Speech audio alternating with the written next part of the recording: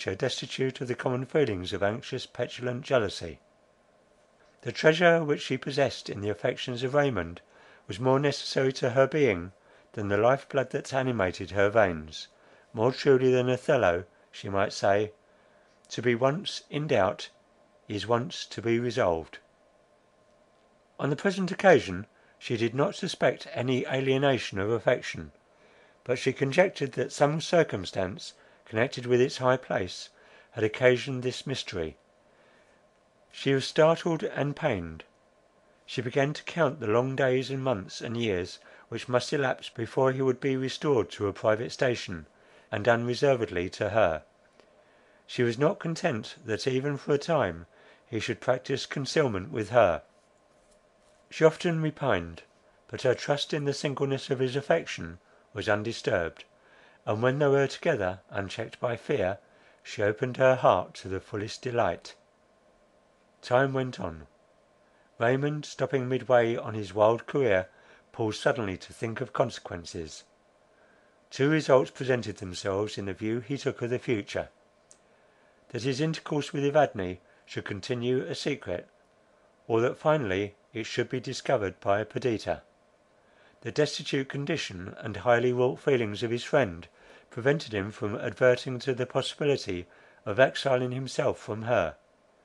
In the first event he had bidden an eternal farewell to open-hearted converse, and entire sympathy with the companion of his life. The veil must be thicker than that invented by Turkish jealousy, the wall higher than the unscalable tower of Vathek, which should conceal from her the workings of his heart, and hide from her view the secret of his actions. This idea was intolerably painful to him. Frankness and social feelings were the essence of Raymond's nature. Without them his qualities became commonplace. Without these to spread glory over his intercourse with Perdita, his vaunted exchange of a throne for her love was as weak and empty as the rainbow hues which vanish when the sun is down. But there was no remedy. Genius, devotion, and courage, the adornments of his mind, and the energies of his soul, all exerted to their uttermost stretch, could not roll back one hair's breadth the wheel of Time's chariot. That which has been was written with the adamantine pen of reality on the everlasting volume of the past, nor could agony and tears suffice to wash out one iota from the act fulfilled. But this was the best side of the question. What if circumstance should lead Perdita to suspect, and suspecting, to be resolved?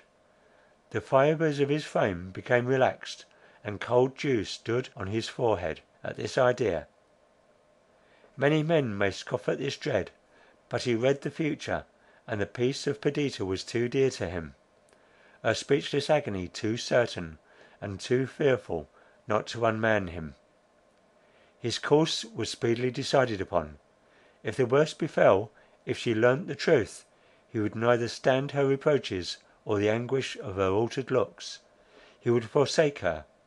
England, his friends, the scenes of his youth, the hopes of coming time, he would seek another country, and in other scenes begin life again.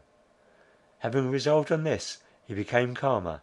He endeavoured to guide with prudence the steeds of destiny through the devious road which he had chosen, and bent all his efforts the better to conceal what he could not alter. The perfect confidence that subsisted between Perdita and him rendered every communication common between them. They opened each other's letters, even as, until now, the inmost folds of the heart of each was disclosed to the other. A letter came unawares. Perdita read it. Had it contained confirmation, she must have been annihilated. As it was, trembling, cold, and pale, she sought Raymond. He was alone, examining some petitions lately presented. She entered silently, sat on a sofa opposite to him, and gazed on him with a look of such despair, that wild shrieks and dire moans would have been tame exhibitions of misery compared to the living incarnation of the thing itself exhibited by her. At first he did not take his eyes from the papers. When he raised them, he was struck by the wretchedness manifest on her altered cheek. For a moment he forgot his own acts and fears, and asked with consternation, "Dearest girl, what is the matter? What has happened?" "Nothing," she replied at first, "and yet not so," she continued, hurrying on in her speech. "You have secrets, Raymond. Where have you been lately? Whom have you seen? What do you conceal from me? Why am I banished from your confidence? Yet this is not it. I do not intend to entrap you with questions. One will suffice. Am I completely a wretch?" With trembling hand she gave him the paper, and sat white and motionless, looking at him while he read it. He recognized the handwriting of Evadne, and the colour mounted in his cheeks. With lightning speed he conceived the contents of the letter. All was now cast on one die. Falsehood and artifice were trifles in comparison with the impending ruin. He would either entirely dispel Perdita's suspicions, or quit her for ever. "My dear girl," he said, "I have been to blame, but you must pardon me. I was in the wrong to commence a system of concealment, but I did it for the sake of sparing you pain, and each day has rendered it more difficult for me to alter my plan.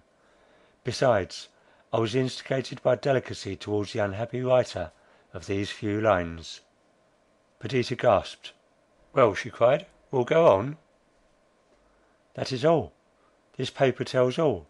I am placed in the most difficult circumstances. I have done my best, though perhaps I have done wrong. My love for you is inviolate." Perdita shook her head doubtingly. "It cannot be," she cried. "I know that it is not. You would deceive me, but I will not be deceived. I have lost you, myself, my life."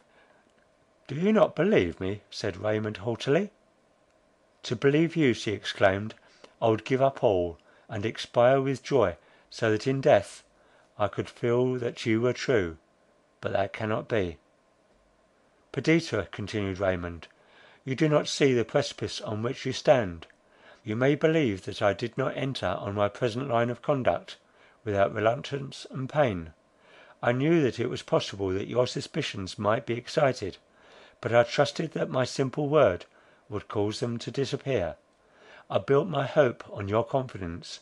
Do you think that I will be questioned, and my replies disdainfully set aside? Do you think that I will be suspected, perhaps watched, cross-questioned, and disbelieved? I am not yet fallen so low.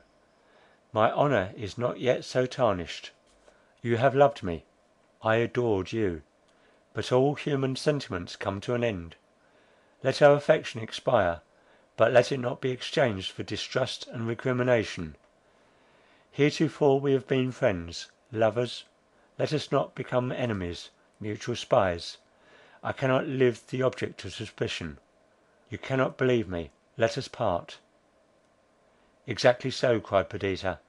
"I knew that it would come to this. Are we not already parted? Does not a stream boundless as ocean, deep as vacuum, yawn between us?" Raymond rose. His voice was broken, his features convulsed, his manner calm as the earthquake cradling atmosphere. He replied, "I am rejoiced that you take my decision so philosophically. Doubtless you will play the part of the injured wife to admiration. Sometimes you may be stung with the feeling that you have wronged me, but the condolence of your relatives, the pity of the world, the complacency which the consciousness of your own immaculate innocence will bestow, will be excellent balm. Me you will never see more." Raymond moved towards the door. He forgot that each word he spoke was false. He personated his assumption of innocence even to self-deception. Have not actors wept as they portrayed imagined passion? A more intense feeling of the reality of fiction possessed Raymond. He spoke with pride. He felt injured. Perdita looked up. She saw his angry glance. His hand was in the lock of the door. She started up. She threw herself on his neck. She gasped and sobbed. He took her hand, and leading her to the sofa, sat down near her. Her head fell on his shoulder. She trembled. Alternate changes of fire and ice ran through her limbs. Observing her emotion, he spoke with softened accents. "The blow is given. I will not part from you in anger.